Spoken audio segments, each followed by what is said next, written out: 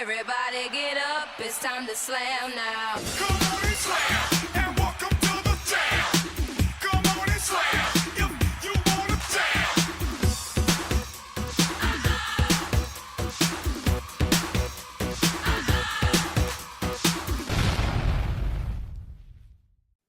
I was told to deal with the poem before the poem deals with me, but poetry is how I deal with myself.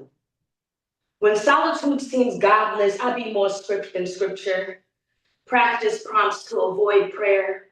Turn my revelations to soliloquies. My misery hates company unless it's on stage. Projecting pain to an audience, I exaggerate a performance the same way I overshare. First place to places are my bad first impressions.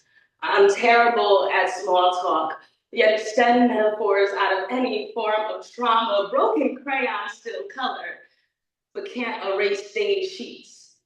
I was raped 3 times before turning 18. My personalities became my addiction, the pink in my box, violated by permanent markers. I learned to remove Sharpie with alcohol. I washed down the assaults, chased demons behind bars with cups of calligraphy. The blank verse in my boundaries makes my confidence juxtaposition. I'm strong enough until weeknights. I text my ex hoping an orgasm will make him come back. Bend over backwards for people who would rather know my body than my worth. Break my own heart for a muse. I'm a woman of a million words misconstrued and affirmations spoken on deaf ears. Do you know how to hug a porcupine? Whose love language is physical touch. Stand back. Listen to their trigger warnings. A lecture may spill their veins of ink, but a calm presence will disarm their vessel of quills and nullify their instincts to poison relationships. But when I need to hide, my skeletons find safe space reciting Shanrus. Imposter syndrome is just an abandoned need for validation. A round of applause, the most affection I've had in the longest time. These pencils lead me to the brink, but I'm afraid therapy may push me over the edge. I was told to deal with the phone in 6 different times.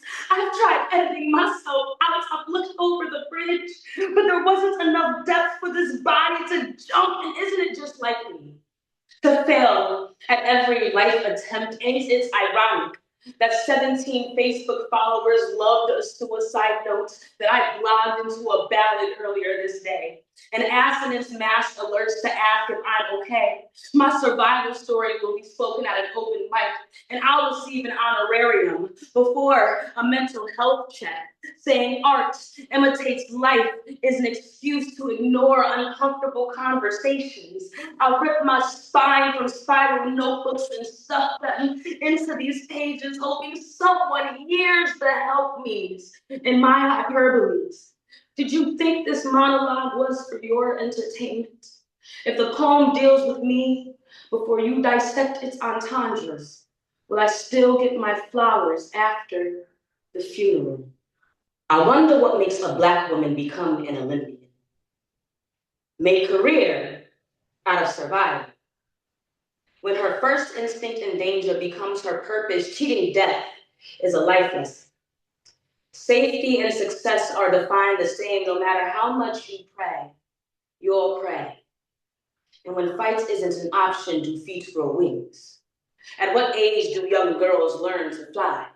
Soon as they're old enough to look both ways on sex trafficked streets, this country crosses us, makes us backseat gymnasts, telephone pole dancer, tight enough to rope us up. The difference between a noose and the news is the elimination race girls be running. Late for class, passing predators outside school bus doors, a sidewalk of pedophiles masking as mommy's friends. And I pray that the only time a little Black girl gets caught fast is on a track. Hope she stays on track, make career out of survival. But how do you be both contestant and trophy, constantly searching for self, only allowed to smoke the competition? The system rewards a stereotype, sexualized, faces pretty enough for crucifixion and the fruits that we bear. I wonder what it's like to make career out of survival, make entertainment out of generational curse. Does the audience applause cause PTSD, post-traumatic slavery disorder, pre-trial sense of death? Maybe there's a reason we choose sprint over relay. It's over quicker. You don't need to trust another hand. You're less likely to step on ancestors turning in their graves. Watching our innate abilities become American propaganda was still for sale. The cable reruns, running lights at Granny's months mommy couldn't catch payments, running. Eventually these legs can make enough bills to cover theirs, and I wonder what it's like to turn survival to a career, to be prime in your primal beast. And maybe that's why this world wants to euthanize us. We're the most disrespected in America. They count on our downfall, send senseless census to keep us red line, planted in plantation, but we run like Tubman, free village, feet unchained. It's our job to survive. To succeed, we jump ghetto's border, escape the hood, but never its shadow. We start at the pistols and race to make it out of range, keep our souls off pavement, enough to leave a legacy instead of traces. To never be defined by a chalk line, but the many that you make it past first, and to know that no matter how they try to meddle in your existence, they will never take away your gold. This echo chamber of my love, the voice within, below, above, tortuous my impassion seeks to run my fingers down your cheeks. The sky is light, the grass is green, I feel for you as never been, a man, a lover to embrace, cuddled within our sacred space. The night is dark, the rain doth fall, in thoughts of you I bear them all. I waltz with stunning fireflies and stars that twinkle in the skies. In joy and sorrow, love and pain, through suffering I can't refrain from love sweet now, so full of bliss, your soft and tender lips I kiss. Across waterfalls and stormy seas, I am before thee on my knees, with breath suspended at thy door, and in my soul you I adore. On London buses, aeroplanes, at nights in sleep, on days in trains, while working, playing, you I meet, spend countless moments at thy feet. What have I done to make me so? Is my desire so unreal? No remedy I want to know, all pangs that separate are hell. I see you walking, smiling, free. I feel your love, your agony. When this young man advantage takes, I wish he'd leave just for your sake. My heartfelt chambers echo love, their voices whisper Christ to serve, your charming beauty deep within, your elegance of things unseen. I'm at Mary's studying too. I feel the stress, the strains from you. Homework is like a teacher's cane. My heart's with you at Mogden Lane. America was the Ponzi scheme they sold us. As our streets became courtroom and brown bones started counting as collateral, America said it was built on justice and lied. America pried open our childhood, hollowed out promise of better, and left us shivering in frost of hypocrisy, reading liberty like fine print in a Ponzi pamphlet, not because a life was taken, because, let's be honest, lives have been taken quietly, repeatedly, without press conference, candlelight, or hashtags, learning their names for centuries. 35 plus bodies later, America only jerks awake when the victim fits the picture they were taught to protect. Suddenly, it's unthinkable. Suddenly, this ain't who we are. Suddenly, there's outrage that should have been screamed years ago. So don't sell me shock or sorrow like justice was just discovered, like the claim of this land. This isn't about Renee Good, a mother, a writer, a poet. God rest her soul. But this is about America giving us A dream deferred, dangling hope on a rope for a better tomorrow, a ledger of promise written in ink that washes off with receipts when receipts aren't white enough. This is about the forgotten death counts in a country that's supposed to be the land of the free, or how when black and brown bodies fall, it's procedure dressed up as policy as they bleed from one year to the next.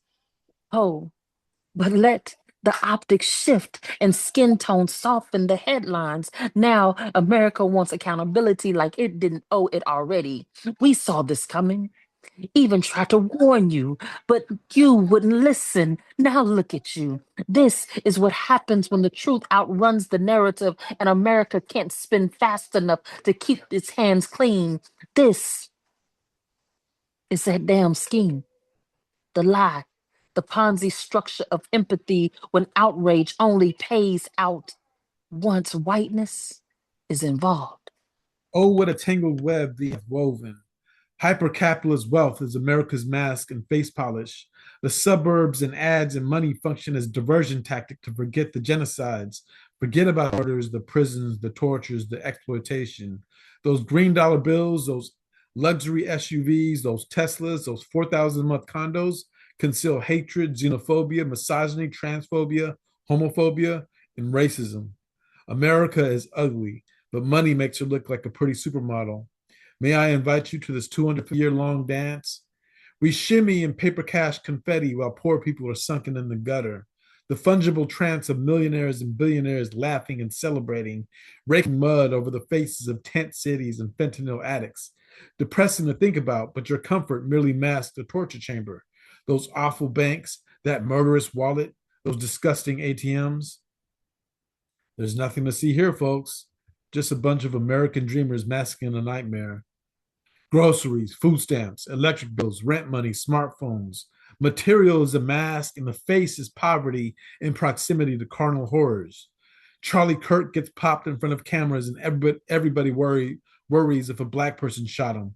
George Floyd gets assassinated by a police officer and people don't care because he has a criminal record. The Epstein files, the fucking Epstein files. The top obscures the nature of what's on the bottom. $1 trillion facade to disguise the ghouls and monsters of capitalist democracy. Window dressing the eyeballs, washing the brains, obfuscating the prom routine.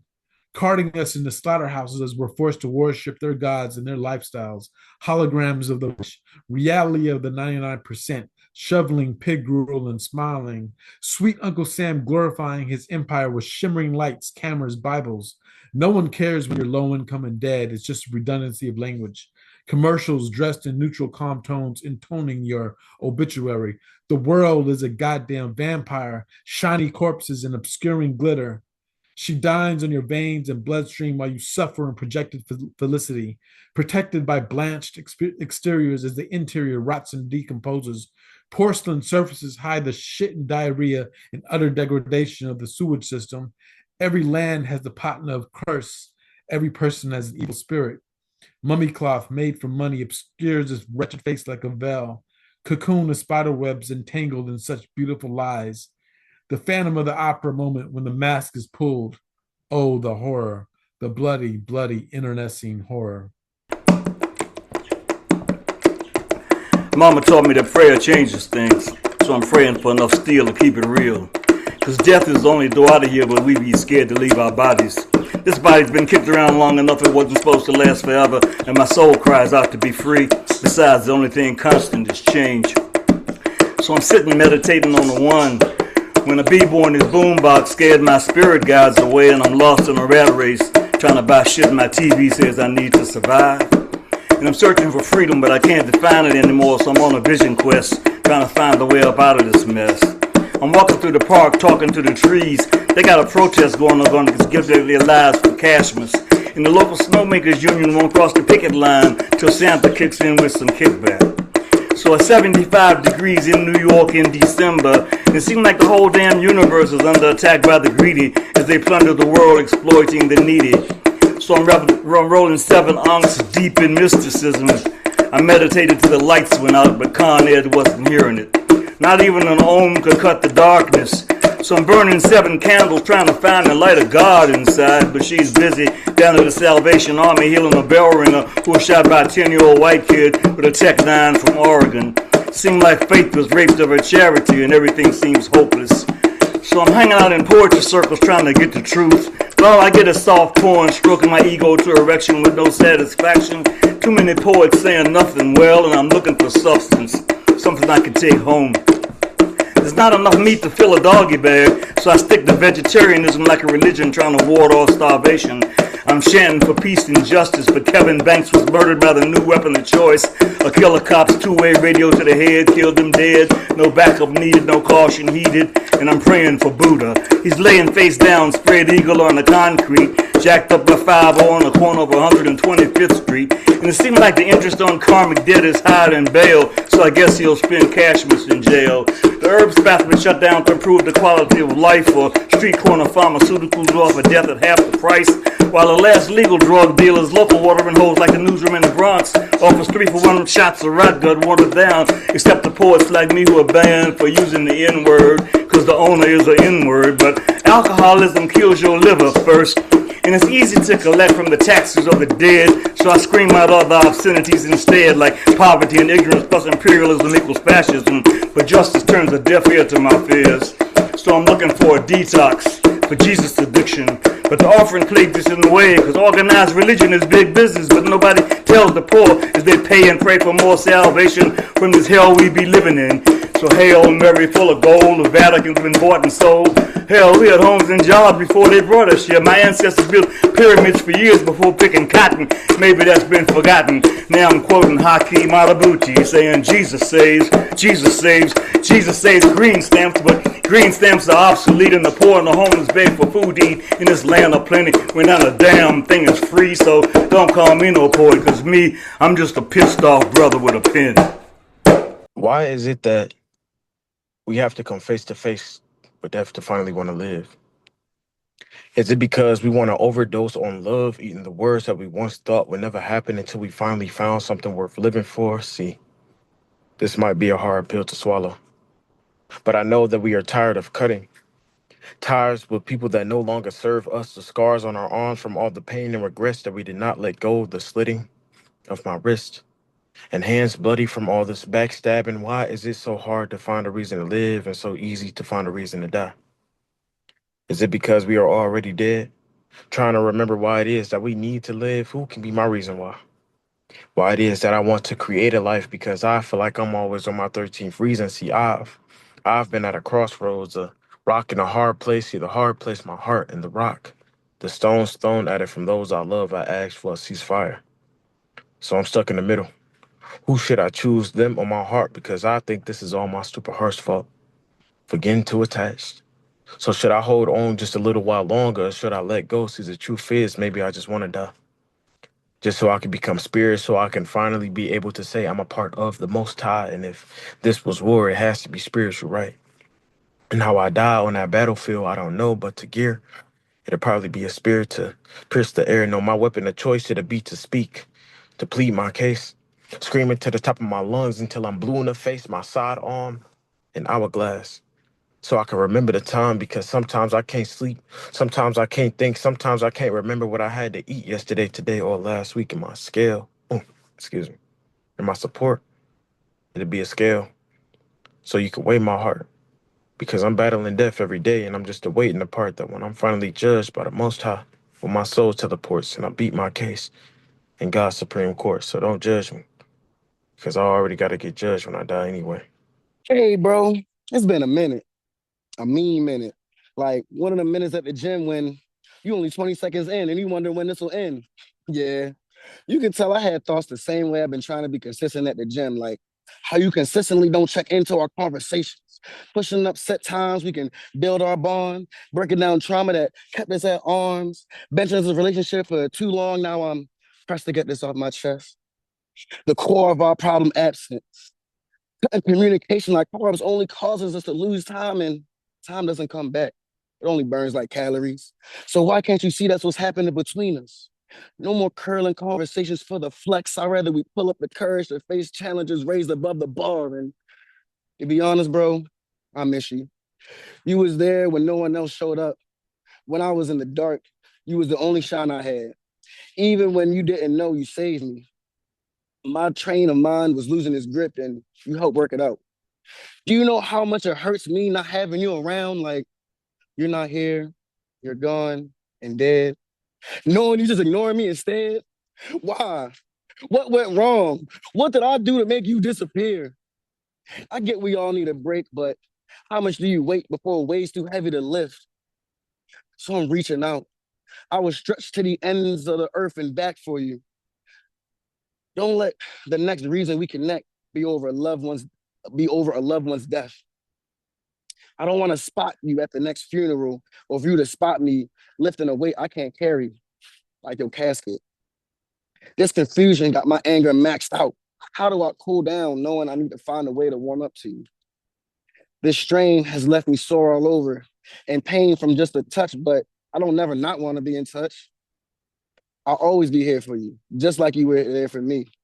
I know everyone needs a rest day, but maybe if we treated conversations like exercises, this could finally work out. I'm having a blue Christmas. The kind where silence is so loud it feels personal. The kind where the walls watch you like they know you're unraveling, but they offer no advice. The kind that doesn't blink, it just sits in your chest like it plans to stay the night and maybe the damn year. See, there are no gifts here, just receipts of everything I gave away to people who didn't know how to hold me. Just memories dressed up as ghosts, pulling up chairs without asking, acting like they paid rent. The tree is still in the corner, half lit, half forgotten, just like me most days. Ornaments hanged crooked, some missing, some broken, some I couldn't bring myself to unwrap because hope is heavy this year. Tequila is my plus one, clear and sharp. Paidra Azul, she honest. She doesn't promise healing. It just burns away the numb long enough for me to remember I'm still bleeding under the skin. Each swallow says you're still here, unfortunately. Depression did not.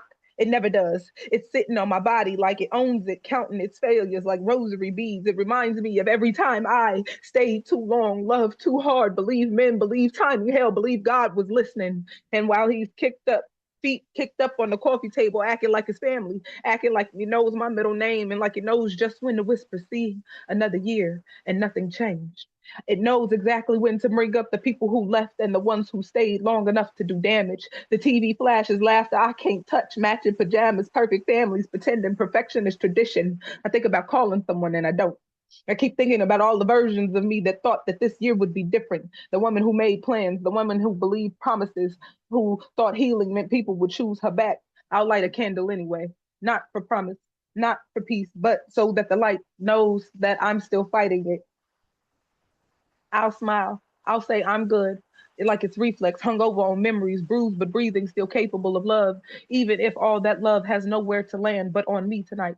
So here's to the blue, to the quiet, to making it through another night that tried to swallow me whole and failed. This isn't a cry for help. It's a report from the inside, from a woman who knows how to survive and is exhausted by the knowledge. But today, I'll let Christmas be what it is, quiet, cruel, and intoxicated in its truth.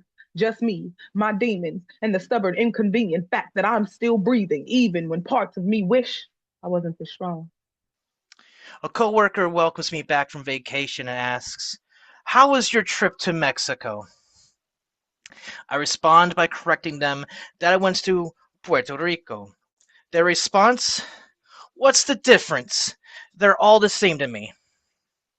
Biting my lip and being painfully aware that I am at work, I respond by saying that Mexico is a big ass country, while Puerto Rico is an island territory that has a strong cultural and national identity. But what I really wanted to say was, not all Spanish-speaking countries, not all Spanish-speaking countries are the same to you. If you voted for Trump, spent the vast majority of your boomer life being blinded by the scorching light of white America, all while keeping shade and comfort under the branches and leaves of the bigot tree, or if you were a member of ICE. But what's the difference? I hope that didn't sit well with you, because your ignorance doesn't sit well with me. I'm not going to go as far to say that y'all are all the same, because that would be me putting me in the same company with all you in this bigotry, and I'd rather not share anything else with you other than a workplace and this lesson I'm about to give for free on empathy. You see, culture is key. The cuisine, traditions, lingo, and history sets Mexico and Puerto Rico apart extremely vividly. Breaking news! Not all Spanish-speaking countries are the same. Wow. Not at all. Being born a brown man in a white world, being born into a lifetime of being mislabeled, where social interactions become a game of social minesweeper, trying to guess my heritage for laughs. This has been my reality, a social birthright into this country. Has anybody ever stopped and looked at you funny, stayed silent, or has asked you where you're from in your own hometown? Has anybody ever get you called to the principal's office because someone falsely reported you having an explosive in your backpack?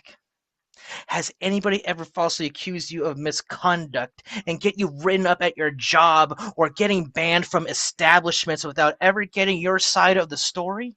Has anybody ever treated you less than because of some weird ass entitlement trip because of this based on the skin color of their own skin, based on the color of their skin over yours? You don't know why privilege in the ways I have. By being the victim of the system, by not having the complexion for the protection and for the collection, by feeling that you are guilty until proven innocent.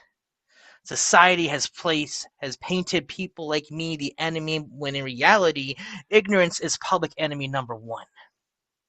Therefore, arm yourself with knowledge. We do have a right to bear arms, after all. With that said, be careful and choose your words carefully before you invalidate someone else's heritage. This concludes my lesson in cultural and racial empathy. Thank you for listening to my TED Talk. So, ladies and gentlemen, I have a confession. I don't know how to play Jim Rummy. I'm being so serious. All I know is somebody always shuffling while somebody else keeps score with a smile that already knows who's gonna lose. They tried to teach me once.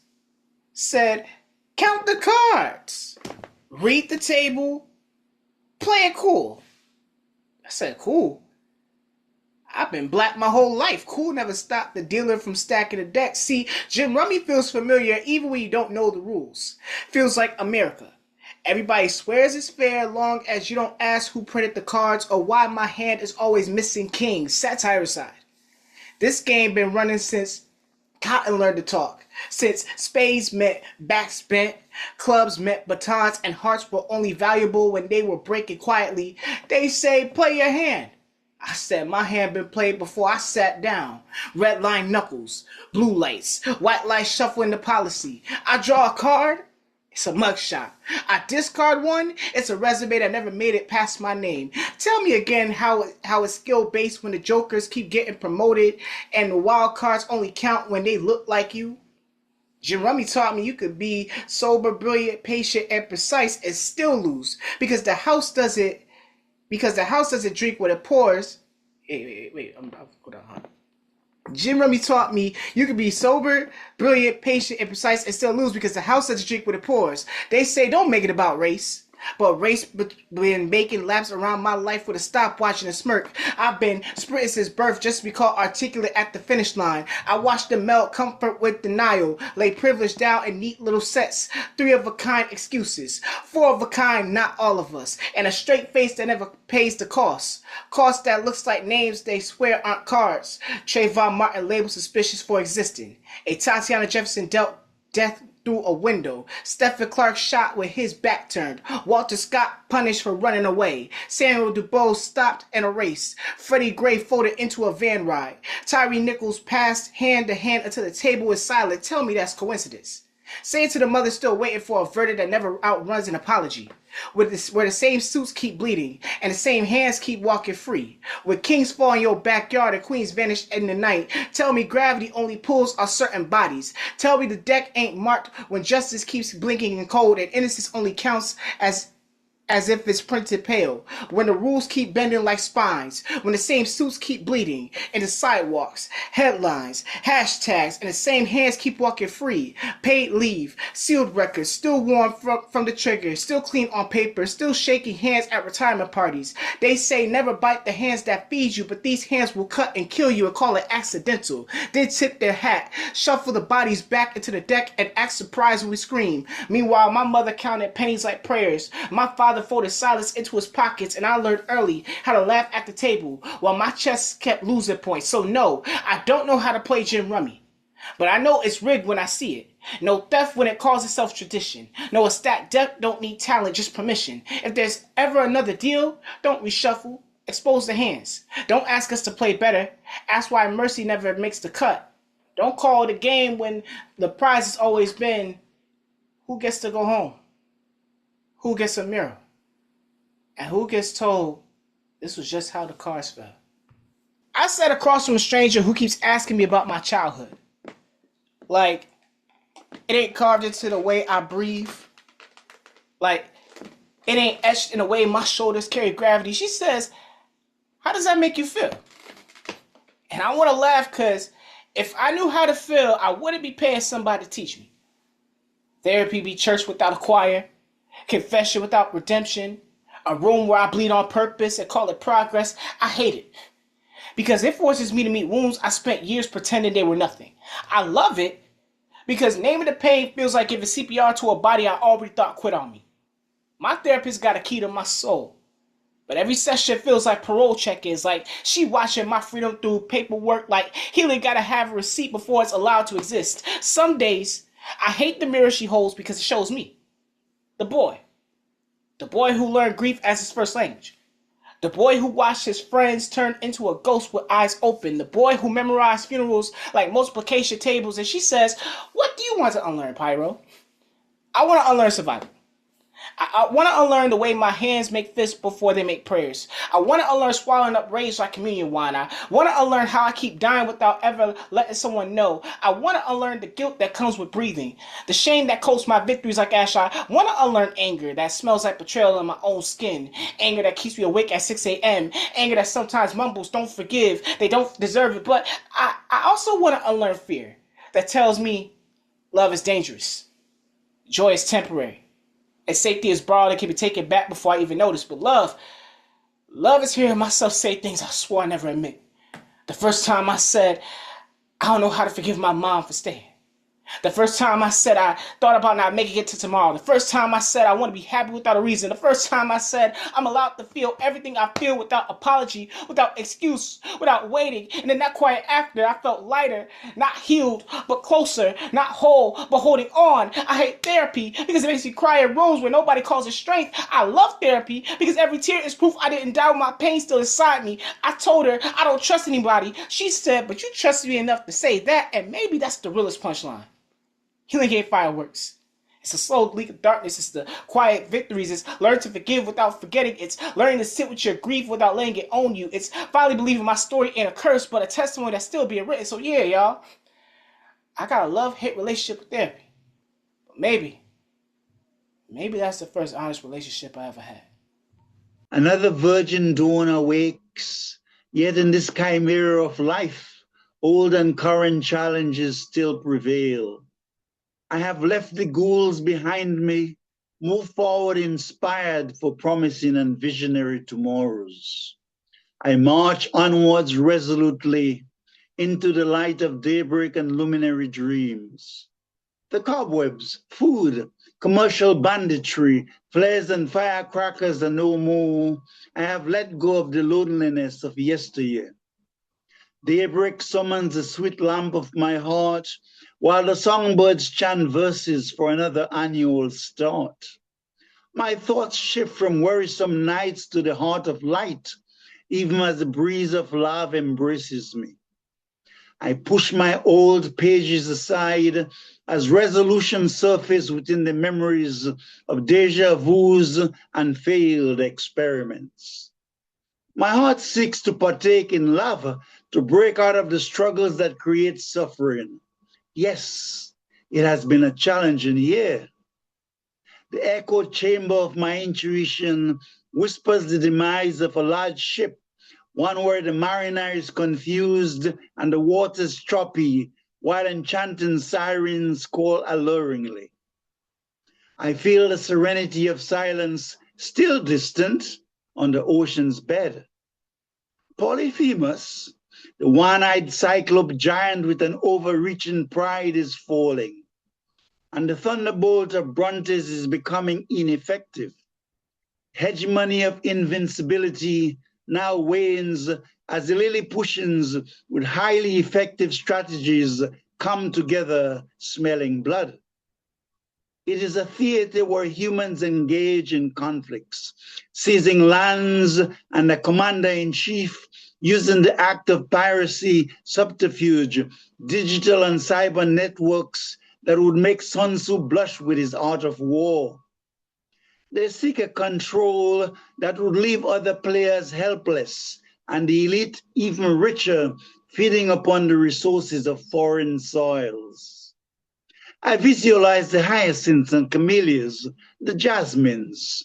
They know not but how to serve with their quintessential aromas, offering charm, radiance, and the breeze of solace to we who seek the sunny days of spring, yet find ourselves trapped in deeper shadows.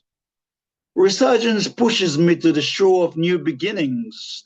My heart prays to the resonance of sanctuary, entreating the soul to quell my hunger, singing arias to the munificence of Gaia.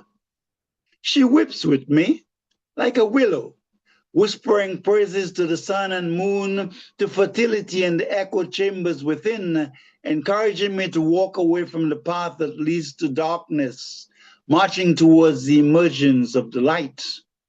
I clap my hands in holiness as the sweet release of forgiveness burns my remorse and hate, the insecurities I so cherished at the start of my unspoken scroll, the one that reads itself to me like a common dictator. Now it is my turn. I go forward with grace and an enduring love to the heart of January 26. As silence sings to me of red roses, white marigolds, and the purity of lilies that toil not, yet live peacefully in sweet surrender, awaiting their spring arrival. Look at you, standing there acting like you don't know how many rooms you've been rearranging just by you entering them. You're not the aftermath of something broken. Your light refusing perfection because depth requires dimension. I don't care what people say. Shattered beauty is not damage, it's brilliance refusing to stay flat, reflection learning angles, strength softening without losing its backbone. Sis, you keep calling it pieces as if you fell apart. Let me tell you something. You didn't. You're healing in real time, expanding beyond devil's hands. Every part of you that feels shattered is doing its job, catching light from places whole things cannot reach. You don't see yourself clearly because you've been too busy surviving, being humble while trying to stay out of the way. Too busy shrinking your miracles so they don't intimidate your own reflection. But I've watched you carry grace without advertising it. Hold space like it was sacred ground. Love on people in ways that feel safe, not forced, not fragile. Your beauty doesn't need to shout because it anchors in love. It makes chaos behave better. It makes honesty feel less dangerous. It makes people remember who they are without asking them to explain. And I need you to hear this part slowly because this is where truth lives.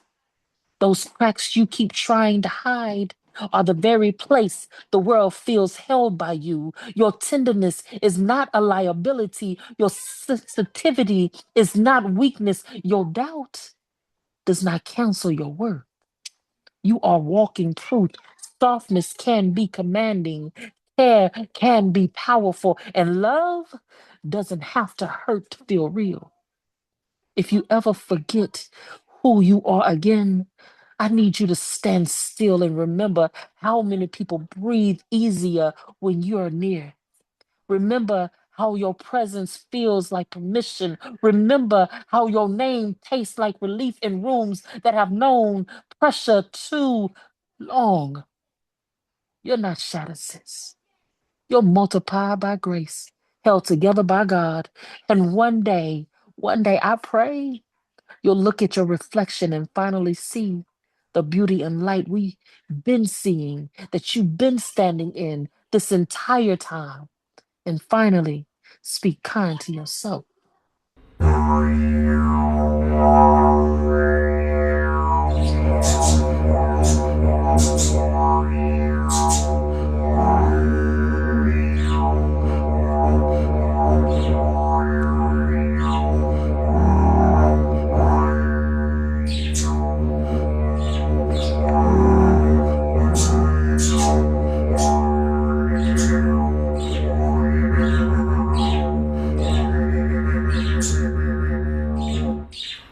New Millennium Dream. I snort wheatgrass juice for breakfast. It opens my third eye to the Most High, telling me not to use my stomach as a cemetery for dead animals. A party with 40s of carrot juice, ginger, and beets helps my tantric love last. I smoke blunts of poetry, shifts my paradigm, helps me rhyme on time, in time, if there is time. I question it, but then I question everything. It's this telepathy, perhaps you've heard of me. I communicate with trees, they tell me gossip. Their roots run deep to the center of the universe. I open chakras too. I use my didgeridoo for cultural healing when I play for you. These similes and metaphors open the doors to your mind that was shut. That's why we're in such a rut. But I channel knowledge from the kingdom of King Tut. I was a citizen of Atlantis in a past life. That's why I swim through this illusion that you think of as life. This one of pain and strife, where you'll be in prison for eternity until your mind breaks free and you can really see things can change when you question authority, like the elimination of reincarnation in 325 AD. I have no use for a compass. I read the earth's blueprint. Don't believe in owning land or paying landlord's rent. I always give praise to the 7 directions. I know that the soul is an act of perfection. We're all made in the image of God, but God has no body. So I study the travel of the soul. It never grows old, at least not the way that you think of as old. For soul is eternal, never ending. The kingdom of heaven is within. There are spirits seen and unseen, spirits known and unknown, singing life is full of riddles that only the dead can answer. If you listen, you can hear them in the echoes of the wind, chanting siren sounds from the place that time began. There goes that word again. I believe in all things as opposed to those who believe in nothing. I am the center of the crossroads that all souls travel through, a traverse point in the cosmos protected. I live in all worlds, exist in all things. Place your palms to mine and retrieve your memory. There's a TV screen in the third eye, viewing the Akashic records from the Most High. Trace your roots and return to the light. Hatapu.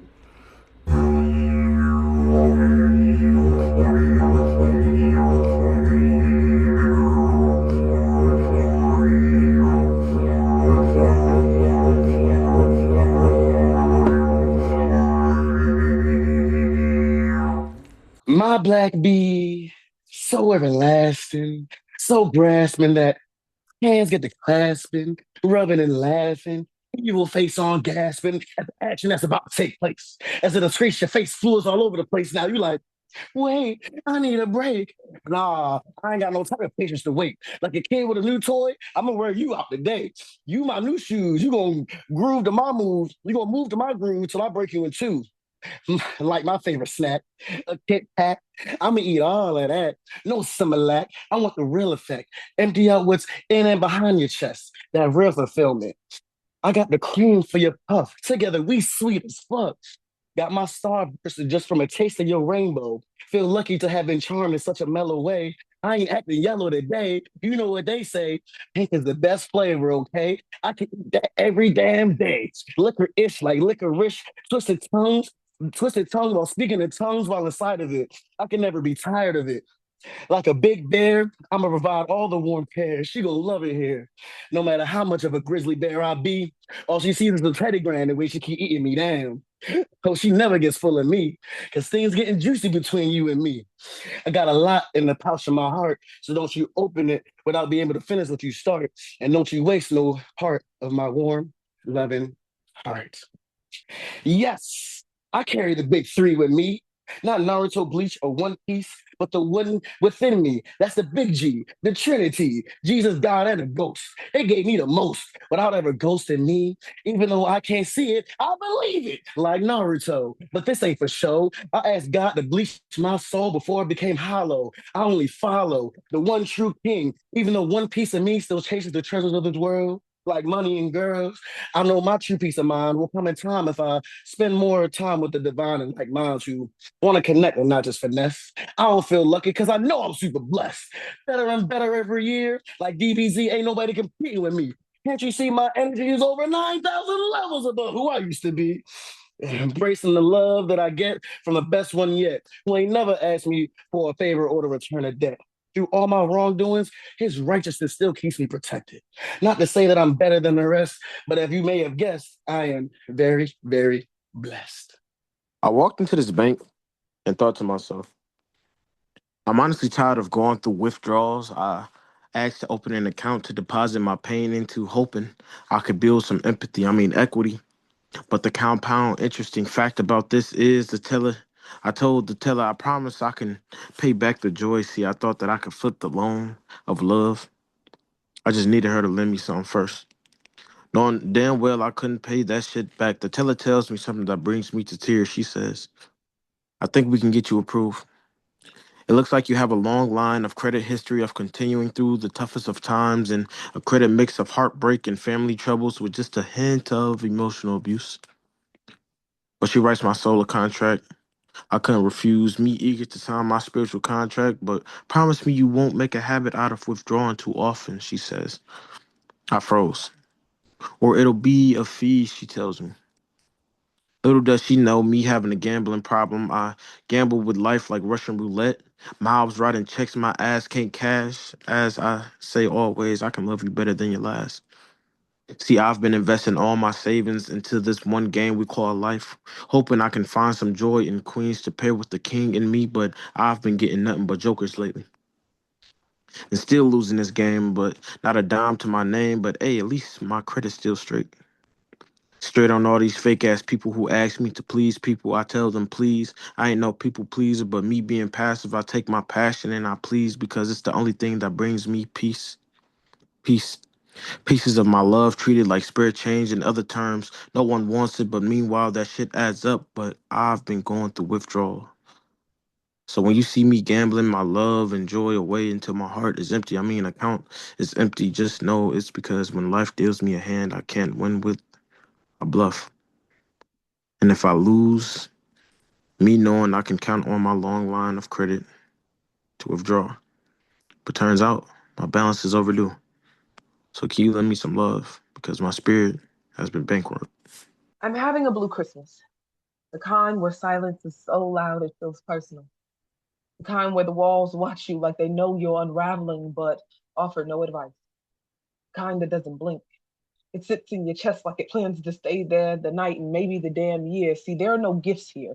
Just receipts of everything I gave away to people who didn't know how to hold me. Just memories dressed up as ghosts pulling up chairs without asking, acting like they paid rent. See, the tree is in a corner, half lit, half forgotten, just like me. Most days, ornaments hung, crickets, some missing, some broken, some I couldn't bring myself to unwrap because hope is heavy this year. Tequila is my plus one. Clear, sharp, no small talk, no fake cheer. It burns going down like the truth does to punish me, not just to remind me that I'm capable of feeling something besides tired. Paidra Azul, she honest. She doesn't promise healing. It just burns away the numb long enough for me to remember I'm still bleeding under the skin. Each swallow says, you're here, unfortunately. Depression didn't knock and it never does.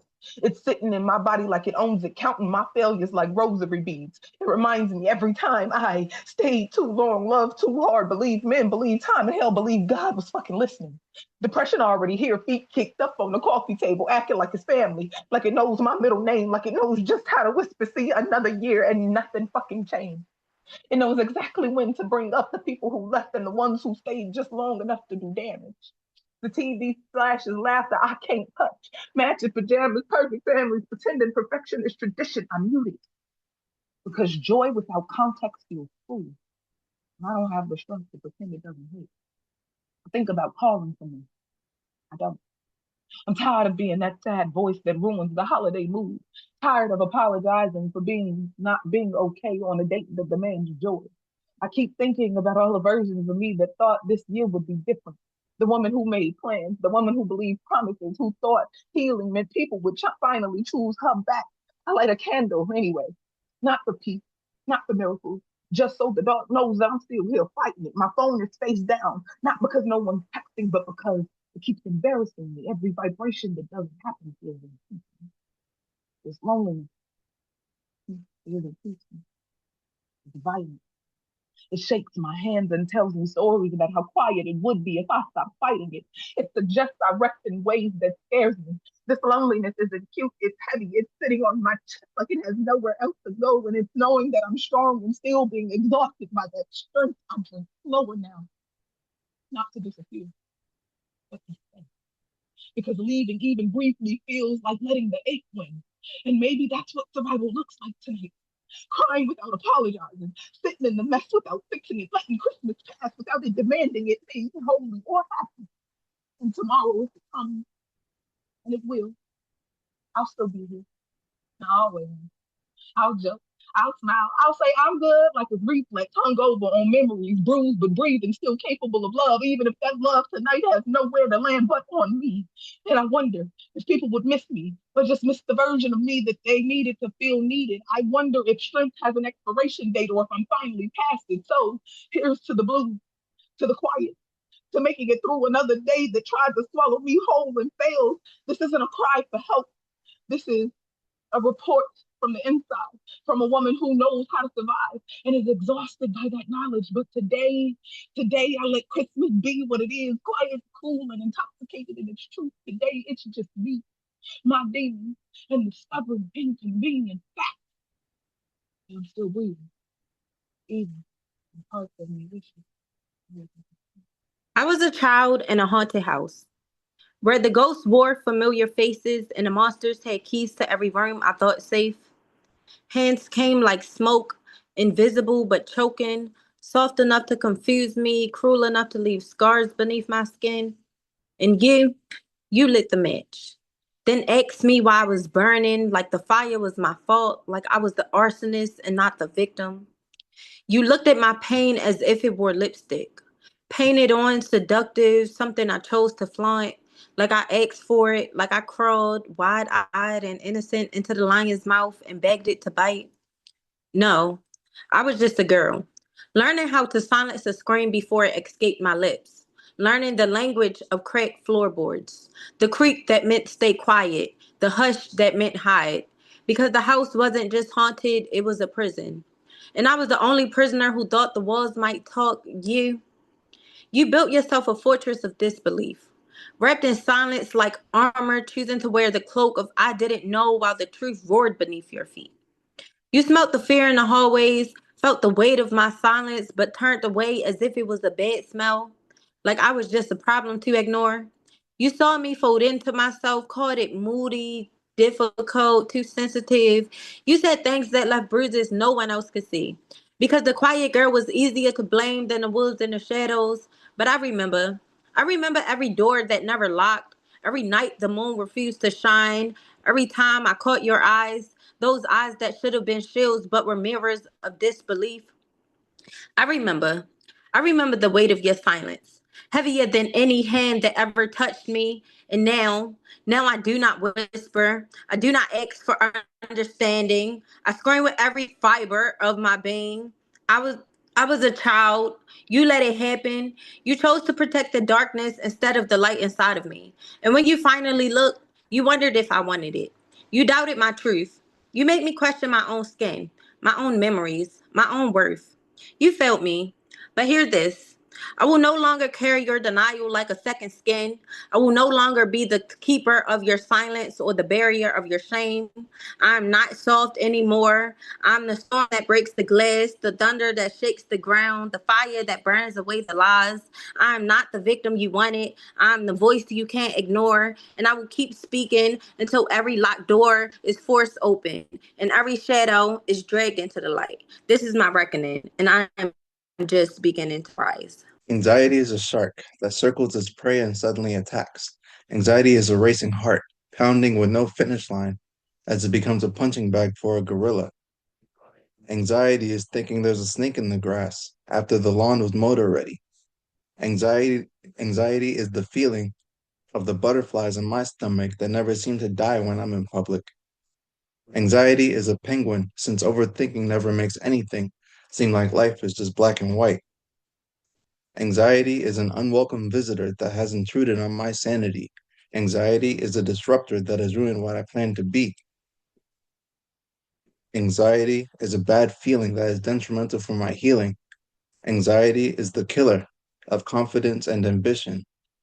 Anxiety is an obstacle that I am working hard to overcome every single day. My greatest blessing is my son. My biggest regret is his father. I betrayed my bloodline into breeding parents, and recently, my baby daddy said he wants me back. The suggestion hit my ears like the crack of a whip. I'm not the 18-year-old searching for stability. I learned the difference between a colonizer and a white horse.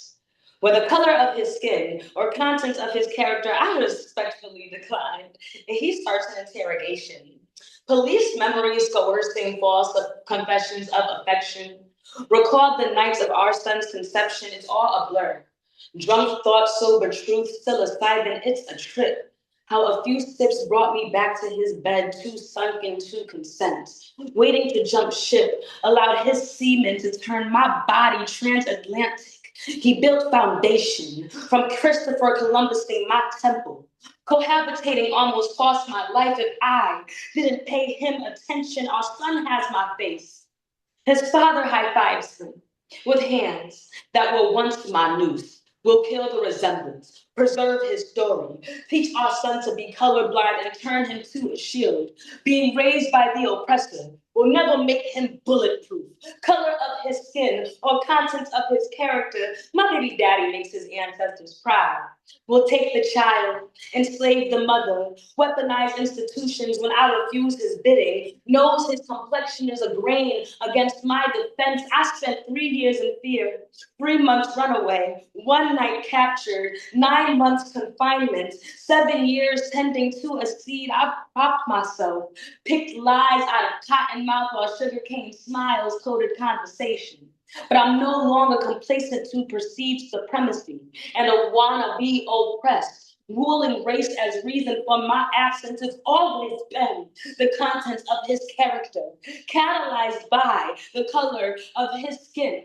Once I burned our bridge, he saw me a burning cross instead of a black woman who found her magic.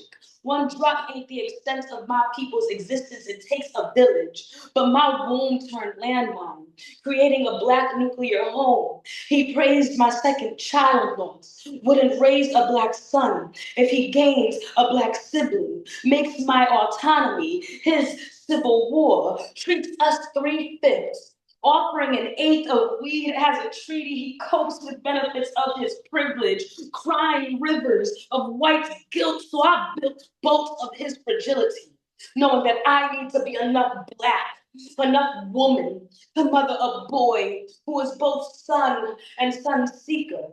How to tell him why his dad won't be a sun seeker. How sundown seeks him. The same people that resemble his rolling stone could put him in a tomb. His dad's top priority is a happy hostage, and mine is keeping my baby from a hearse, hoping the color of his skin never meets contents of his father's character. So I'm not sure if you guys know, but on August 5th, 2023, our people had an episode of socio-PTSD. Once again, an innocent Black man was attacked by supremacists, and all anyone did was hold a phone and watch. And I wish I was there, because in that same minute, we celebrated like it was Juneteenth, broke a generational curse, a true form of activism, the Montgomery Mollywop, the Riverside Rumble, the Alabama Sips Tea Party, whatever the name. I nominate this tribal display be documented in history. A class project every February, officially a school subject called Fuck around and find out everyone gets a group grade. I condone all the violence on that dock. To the boys who jumped ship just to jump in, you deserve 400 years of Olympian gold medals. Hey yo, how he do that in khakis? Now, we'll all collectively learn to swim. Be ready to deliver these fades in the water. Be ready to deliver these fades in the water. No fear of Margaret Garner's grab. We will teach our children to honor hers by dragging any colonizer crossing the borderline. Beat the Bitcoins out their bloodline on the same front they sold ours in auction. No mercy. Rosa, Malcolm, and Martin threw a block party on Heaven Boulevard. Huey was the DJ. Nuck, If You Buck was the soundtrack, and they two-stepped into our reparations. Gave that chairman an NAACP award. By any means necessary, he understood the assignment. At the next sit-in, we all agree. It's not a metaphor when niggas say, have a seat, let the church say, and did. Let this be a graduation, that a hat in the air is a battle cry. On your left and right, an opening of portals. Niggas are coming for a vengeance when my people are in danger. We no longer call cap. We scream Yibambe, Ma Fa, Ali Bouma, yeah. It's Wakanda forever, and we throw hands with vibranium in these veins. May all skin folk be kinfolk, connected energies. Call us the new Black Panthers party like it's 1966. Lace up your Timbs and march to the beat of dead ass. These boots were made to stomp on necks. We are a Black force in Black forces and proof that we are never outnumbered. We move better in masses. The burden ain't heavy when we're shoulder to shoulder. We will mix Marshall's law with the arts of melanin and command that all assault charges be featherweight. Yo, let's start a charity called Alabama Alibis. If you or a loved one had to slap a Karen or wrestle a redneck into common sense, you may be entitled to compensation. We've got the funds to raise hell, and I've been waiting for this momentous moment my whole damn life. An event to hold sacred, untarnished by public opinion, consumer capitalism, a testimony to change. Pray we never find reason to invalidate this victory. Make this memory more muscle than mean, and celebrate like I want to see everybody doing on Juneteenth.